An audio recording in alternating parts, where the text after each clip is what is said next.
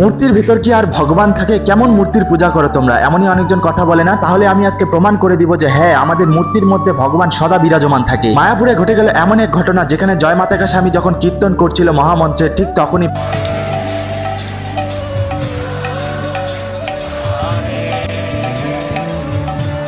পঞ্চদত্ত অর্থাৎ নিতাই গৌর, চৈতন্য মহাপ্রভু যারা ছিলেন সবার চোখে অশ্রু দেখা গেল। অর্থাৎ ভক্তের ডাকে যে ভগবান সাড়া দেয় তার বাস্তব উদাহরণ এখানে পাওয়া গেল। আপনারাও করুন এই দিব্য দর্শন, যেখানে নিত্যানন্দ মহাপ্রভুর চোখ দিয়ে অশ্রু বের হচ্ছে। যারা বলে ভেঙে দাও এই মূর্তি, মূর্তির ভিতর কি ভগবান থাকে, তাদের বলি ভগবান নৃসিংহ প্রহ্লাদকে বাঁচানোর জন্য একটি জড় পিলারের মধ্য দিয়ে প্রকট হয়েছিল। ভগবান যেহেতু নিজেই বলেছে আমি এই মহাবিশ্বের প্রত্যেকটা কোণে বিরাজমান, তাহলে ভগবান সেই মাটির মূর্তির মধ্যেও যে বিরাজমান আছে সেটাই প্রমাণ হয়ে গেল শ্রীধাম মায়াপুরে। এখন অনেকেই বলবে সনাতন ধর্মের মূল ধর্মগ্রন্থ বেদে লেখা আছে ভগবান নিরাকার, তাহলে এত দেবদেবী কিসের? এত দেবদেবীর পূজা করার কি দরকার? তাহলে আমি তাদের বলি আমিও বিশ্বাস করি ভগবান নিরাকার, কিন্তু তার ভক্তদের পৃথিবীকে অধর্মের হাত থেকে রক্ষা করার জন্য তিনি যে সাকার রূপ ধারণ করতে পারবেন না, এটা কোথাও উল্লেখ নেই। সেই জন্য তিনি এই ধরাধামে বারবার অবতীর্ণ হয়েছেন ধর্ম রক্ষার জন্য, কখনো পুরুষোত্তম রাম রূপে, কখনো ভগবান শ্রীকৃষ্ণ রূপে, কখনো বরাহ রূপে, কখনো নৃসিংহ রূপে। আশা করি এখন অনেকেরই ভুল ধারণা ভেঙে গেছে। তো দেখা হবে নতুন কোনো ভিডিওতে। হরে কৃষ্ণ, রাধে রাধে।